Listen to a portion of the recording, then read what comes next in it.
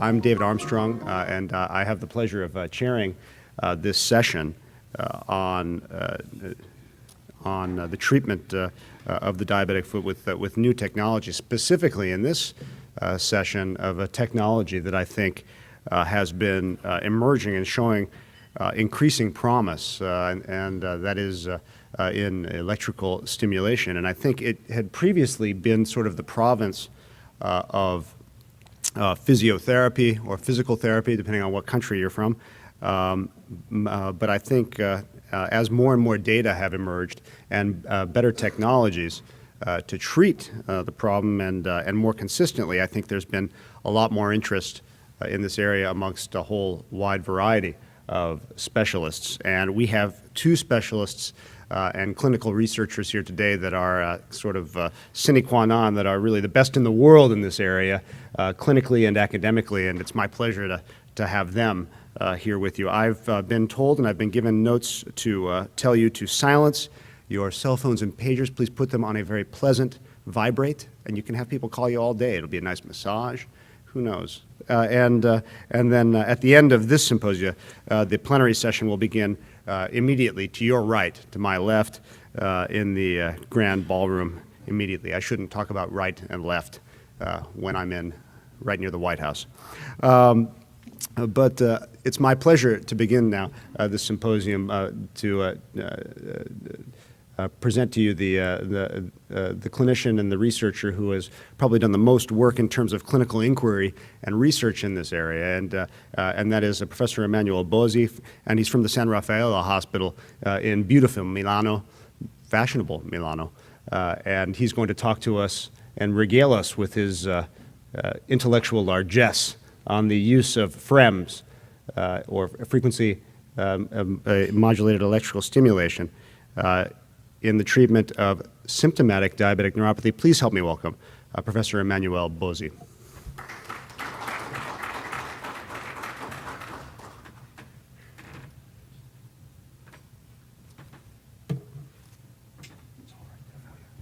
I'll show you. Please. There, and right here for a while. Okay. You got it. So thank you for this very kind introduction. Good morning, everybody. My talk today is about the use of FREMS in the treatment of symptomatic diabetic neuropathy. As you may know, electrotherapies in diabetic neuropathy are not a great novelty. We have to consider that diabetic neuropathy is a quite common and potentially disabling complication affecting diabetes with both type 1 and type 2 diabetes. Microangiopathy is the underlying pathogenetic hallmark of this chronic complication, and the major pathogenetic determinant is chronic hyperglycemia. A wide range of electrotherapies have been proposed over the years to treat diabetic neuropathy. The rationale of using electrotherapy or magnetic stimulation is the possible enhancement of microcirculation and endoneural blood flow, just contrasting the pathogenesis of this complication and other some yet poorly understood mechanisms, such as the possible masking of pain gate. However, despite the fact that several electrotherapies have been presented over the years, only TENS, the transcutaneous electrical nerve stimulation, is currently recommended by the American Academy of Neurology. FREMS is a novel and original kind of electrical stimulation developed by Lawrence Biotech, and this technology is different from TENS and other existing electrotherapies. Here you see the profile of the pulse. Basically, the FREMS is based on a biphasic pulse, negative and positive, that is asymmetric and electrically balanced. we can recognize a first active phase characterized by a high negative voltage spike down to 300 volts of an extra short duration, only between 10 and 100 microseconds. This allows the depolarization of cellular membrane, and after this active phase, a recharging phase follows, characterized by a low voltage and a longer duration. Just to make some comparison in this table between FREMS and the more known TENS, differences are quite apparent. The profile of the pulse, as I just show you, is biphasic in FREMS, while in TENS is usually following square or sinusoidal wave. The amplitude is much higher in FREMS, up to 300 volts. The frequency is low and variable, typically around 50 hertz, but sorry, I don't see. Typically around 50 hertz, while the pulse duration is very short and again variable, in contrast with TENS that is delivered at regular intervals. Just to make you an example, this are the profile of this kind of stimulation, and the difference between the two technologies is quite different. And this is how it appears. This is, of course, a transcutaneous system of neural stimulation. In the year 2005, we published the first clinical trial on FREMS in patients affected by painful diabetic neuropathy. This was a randomized double-blind crossover study, and the comparison was to placebo. And in that pilot trial, we were able to demonstrate that FREMS was able to obtain a significant reduction in pain, both night and day pain. In addition, FREMS was able also to induce some significant changes in tactile perception, food vibration, and also was able to show some increase in motor nerve conduction velocity. In an ancillary study of that trial, we were also able to show an enhancement of microvascular blood flow after FREMS stimulation. So this provided the rationale of a larger trial that was designed and performed on a European basis. The objective was to evaluate efficacy and safety and tolerability of FREMS as a treatment of symptomatic peripheral neuropathy in patients with diabetes. The research design was a multi-center trial, randomized, double-blind, placebo-controlled, parallel group 1-to-1 intervention trial.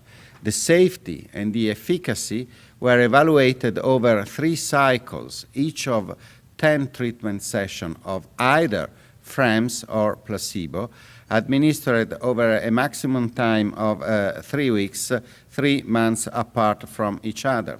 The design is here reported, and you see patients were randomized to FREMS or placebo. Placebo consisted of no electrical stimulation, and the trial was double-blind, so neither the patient nor the investigation were aware whether or not this particular patient was receiving the active treatment of or placebo. And you see it was a quite long clinical trial, 3 cycles of 2 to 3 weeks each, of consisting of 10 treatment, and a 3 months interval between each cycle. And the measures were primarily the neurophysiology. There was a centralized reading system, and the measure included the motor and sensitive nerve conduction velocity. In addition, we had the measure of pain by VAS during day and night, tactile sensation by the monofilament, and in addition also vibration and thermal sensation. by MEDOC instruments, and the neurological clinical examination by the Michigan diabetic score. The primary endpoint of this trial was change in nerve conduction velocity in either tibial, deep peroneal, or sural nerve at the end of the third treatment cycle compared to baseline. And secondary endpoints included pain, vibration, tactile sensation, and the Michigan score. Here is the patient disposition, assessment, randomization, and follow-up. Overall, 114 patients were randomized. We had a number of dropped out. 80 patients completed the study, and 78 were available for analysis. Here are the patient's characteristic at baseline. The randomization worked quite well, but we had for two parameters a significant difference at baseline. One was the Michigan score, and the other one was the nerve conduction velocity for the deep peroneal nerve. All the other parameters were quite well balanced. Of course, we performed several statistical analyses, and we did both the intention to treat and the per protocol analysis. In all these cases, we analyzed the variations of the measure parameters with respect to baseline, and also we applied the general mixed effect model analysis that was able also to analyze the trend over the time, provided the fact that the trial was quite long. And here we are with the results. The primary endpoint was nerve conduction velocity, and this endpoint was achieved only for deep peroneal nerve conduction velocity in statistical significant terms, while for tibial and sural nerve we observed a trend favoring FREMS in comparison with placebo, but without reaching statistical significance. This was the data analyzed by intention to treat, and the per protocol analysis was quite superimposable.